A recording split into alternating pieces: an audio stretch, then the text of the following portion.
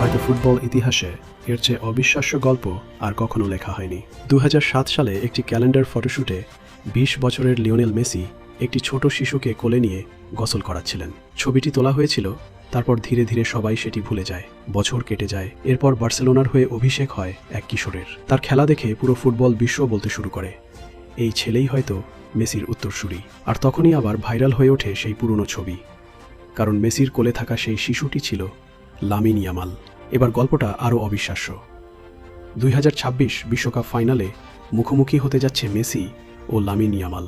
একদিকে বার্সেলোনার সর্বকালের সেরা কিংবদন্তি, অন্যদিকে বার্সেলোনার বর্তমান ও ভবিষ্যতের সবচেয়ে বড় তারকা।